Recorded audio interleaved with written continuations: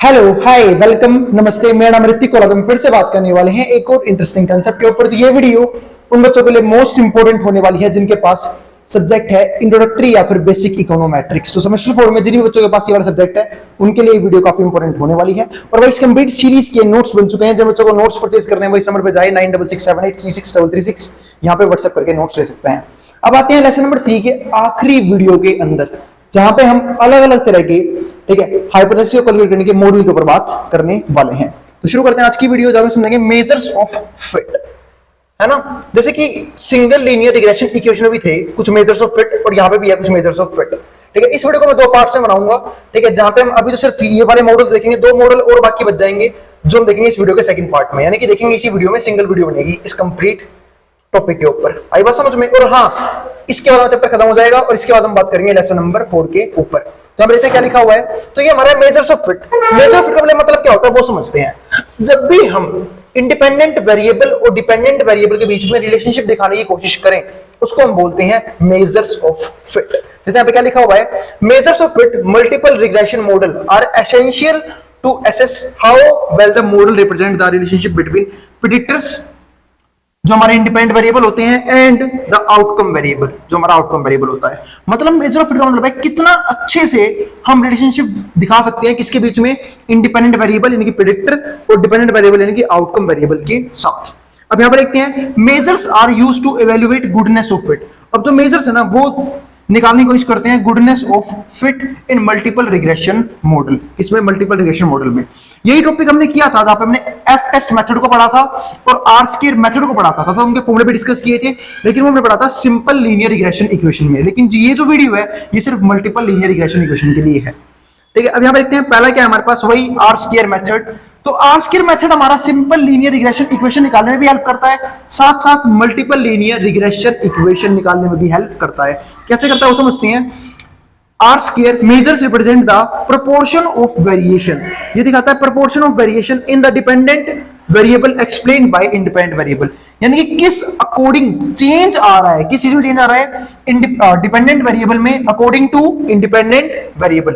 यानी कि जैसे जैसे इंडिपेंडेंट वेरिएबल में बदलाव किए जाएंगे उसके हिसाब से डिपेंडेंट वेरिएबल किस लेवल पे चेंज हो रहा है, किस रेट से चेंज हो रहा है, उसको हम क्या बोलते हैं आर स्क्वायर मेथड में। In model in multiple regression it is called coefficient of determination. बस ये बात ध्यान रखना, मल्टीपल रिग्रेशन इसका नाम होता है coefficient of determination. R square range between 0 to 1। जो आर स्क्वायर की वैल्यू होती है हमेशा 0 से लेके 1 के बीच में होती है। Where higher value indicate a better fit, यानी कि जितनी फालतू वैल्यू आएगी उतना ही बेटर फिट होगा वो मॉडल के लिए। कौन सा, R square method. However it does not account for overfitting. कई बार जो है ना हमने बात देखी थी सिंगल रिग्रेशन इक्वेशन में कि जब वैल्यूज ज्यादा बड़ी होती है ना वहां पे ओवरफिटिंग शो करता था आर स्क्वायर मेथड। लेकिन इसमें भी वो चीज दिक्कत आती है कि पूरा एक्यूरेट शो नहीं कर पाता किसी भी मॉडल को। तो however it does not account for overfitting and might not reflect the models predictive accuracy. यानी कि हम यहाँ पे जरूरत नहीं है कि जो आर स्क्वायर की वैल्यू आई है जो ज्यादा आई है वो बेटर फिट ही दिखाए। कई बार वो ओवरफिट भी शो कर देता है और कई बार वो एक्यूरेट भी नहीं होता। अब आते हैं इसके नेक्स्ट मेथड के ऊपर जो है एडजस्टेड आर स्क्वायर। यानी कि एक तो है, इसे आप लोग समझ सकते हो एडवांस आर स्क्वायर ही बोल सकते हैं इसे, कि आर स्क्वायर का एक और एडवांस वर्जन है। इसमें क्या लिखा हुआ है, अनलाइक आर स्क्वायर छोड़ के adjusted R square penalize the addition और इररिलेवेंट प्रेडिक्टर्स, यानी कि ये करता है हटा देता है। जैसे इसमें क्या होता है कई बार जब आर स्क्वायर की वैल्यू फालतू होती है तो क्या दिखाता है, ओवरफिटिंग दिखाता है। लेकिन जो ये वाला मेथड है ना एडजस्टेड आर स्क्वायर मेथड, ये फालतू के इंडिपेंडेंट वेरिएबल को हटाते हुए तब वैल्यू को कैलकुलेट करता है ताकि एक्यूरेसी क्या हो, ज्यादा बेटर आए as compare to R square method. इस यहाँ पे क्या लिखा हुआ है, unlike R square adjusted R square penalize the addition और irrelevant predictors adjusting for the number of predictors. ताकि क्यों, क्योंकि ये नंबर ऑफ प्रेडिक्टर कर देता है, एडजस्ट कर देता है in the model. It helps prevent overfitting, और एक किससे बताता है, ओवरफिटिंग से बताता है जो हमें आर स्क्वायर नहीं बचा पा रहा था। पता नहीं कौन सा मेथड यूज करना चाहिए, आपकी मर्जी है। अगर आर स्क्वायर यूज करोगे तो कहीं ना कहीं क्या होगा, हर एक वेरिएबल कैलकुलेट होंगे, हर एक इंडिपेंडेंट वेरिएबल लिया जाएगा, तो ओवरफिटिंग के और इनएक्यूरेसी के चांसेस बढ़ जाएंगे। लेकिन जब हम ये लेते हैं एडजस्टेड आर स्क्वायर तो इसमें हमारे कुछ इंडिपेंडेंट वेरिएबल को हटा दिया जाता है जो क्या होते हैं, इररिलेवेंट होते हैं एज कंपेयर टू मॉडल। ठीक है, तो उसकी वजह से क्या होता है, हम प्रिवेंट करवाते हैं अपने डाटा को किससे, ओवरफिटिंग से, and is more conservative estimate. और इससे क्या होता है, मोर कंजर्वेटिव एस्टिमेट है ये of models goodness of fit, models goodness of fit के लिए। अब हमारा अगला मेथड है तीसरा, रूट मीन स्क्वायर एरर, जिसको हम बोलते हैं RSME, root mean square error और मीन स्क्वायर एरर MSE। अब ये क्या होता है, these measures represent the average difference. ये क्या करते हैं, एवरेज डिफरेंस निकालने में हेल्प करते हैं। किसका एवरेज डिफरेंस, प्रिडिक्टेड वैल्यू का और एक्चुअल वैल्यू का। क्योंकि दो तरह की वैल्यू डाटा के अंदर, एक जो हम प्रिडिक्ट करके चलते हैं कि ऐसा होने वाला है, जिसको हम क्या बोलते हैं, हाइपोथेटिकल वैल्यूज, और एक होता है एक्चुअल वैल्यू, यानी कि एक्चुअल में क्या वैल्यूज आई है मॉडल के हिसाब से। फिर लोअर RMSE और MSE values indicate better model fit, यानी कि जितनी कम वैल्यू होगी ना RMSE की, यानी कि रूट मीन स्क्वायर एरर की, और MSE यानी कि मीन स्क्वायर एरर की, उतना ही मॉडल हमारा क्या होगा, बेटर होता चला जाएगा, better model fit. Highlighting how close to predicted values are observe data. ऐसा क्यों होता है, क्योंकि सिंपल सी बात है, जितनी कम वैल्यू है इसका मतलब क्या है कि उतना ही कम डिफरेंस है किसके बीच में, प्रिडिक्टेड वैल्यू के बीच में और एक्चुअल वैल्यू के बीच में। यानी कि कहीं ना कहीं एक्चुअल वैल्यू बिल्कुल क्या है, प्रिडिक्टेड वैल्यू के बराबर है, और जब एक्चुअल वैल्यू इस वैल्यू के बराबर यानी कि प्रिडिक्टेड वैल्यू के बराबर होगी तो हमारा मॉडल उतना ही बेस्ट फिट माना जाएगा। फिर आता है हमारे पास नेक्स्ट, जिसको हम बोलते हैं अकाई के इंफॉर्मेशन क्राइटेरिया। ठीक है, ये है अकाई के इंफॉर्मेशन क्राइटेरिया, AIC जिसको हम बोलते हैं, या फिर बाइजियन इंफॉर्मेशन क्राइटेरिया। ठीक है, यानी कि दो इकोनॉमिस्ट से ये जिन्होंने अपने अपने क्राइटेरिया दिए थे, और वो क्या है, वो समझते हैं measures used in model selection, जो मेजर यूज होता है model selection, that balance goodness of fit with model complexity. यानी कि जो मेजर्स है यूज इन मॉडल सिलेक्शन, यानी कि जो भी अपने मॉडल सेलेक्ट किया है उसके लिए जो मेजर्स यूज करते हैं, that balance goodness of fit with models complexity. यानी कि एक तो वो गुडनेस ऑफ फिट बताता है, ठीक है, और कॉम्प्लेक्सिटी का लेवल भी शो करता है कि मॉडल किस लेवल पे क्या है, कॉम्प्लेक्स हो सकता है। लोअर AIC और BIC, अगर लोअर AIC और BIC values indicate a better trade off between fit and complexity, यानी कि दिखाता है कि बेटर ट्रेड है, यानी कि बेटर रिलेशनशिप है किसके बीच में, फिट के बीच में, मॉडल फिटनेस के बीच में और कॉम्प्लेक्सिटी के बीच में। AIC tends to penalize less for complexity compare to BIC। अब जो AIC है ना वो लेस पेनलाइज करता है किसको, कॉम्प्लेक्सिटी को, एज कंपेयर टू BIC, यानी कि BIC ज्यादा कॉम्प्लेक्सिटी शो करता है और जो AIC है वो कम कॉम्प्लेक्स होता है, कम कॉम्प्लेक्सिटी शो करता है। इसके बाद क्या आता है हमारे पास फिफ्थ मेथड जो है F-स्टैटिस्टिक्स। इसकी बात हमने प्रीवियस वीडियो में भी की थी। अब इसमें क्या है, दी स्टैटिस्टिक्स एक्सेस ओवरऑल सिग्निफिकेंस, ये दिखाता है ओवरऑल सिग्निफिकेंस। आप लोगों को याद होगा पिछले वीडियो में दो तरह के स्टैटिस्टिक्स यूज किए थे, T स्टैटिस्टिक्स और एक F स्टैटिस्टिक्स। जो F था ये हमेशा ओवरऑल मॉडल को बताता है, यानी कि ये ऑलमोस्ट सारे ही इंडिपेंडेंट वेरिएबल को चेक करने के बाद तब गुडनेस ऑफ फिट निकालता है, जिसकी वजह से ये ओवरऑल मॉडल की बात करता है। इसमें क्या लिखा हुआ है, this statistics assess overall model significance of regression model by comparing variance explained bye model.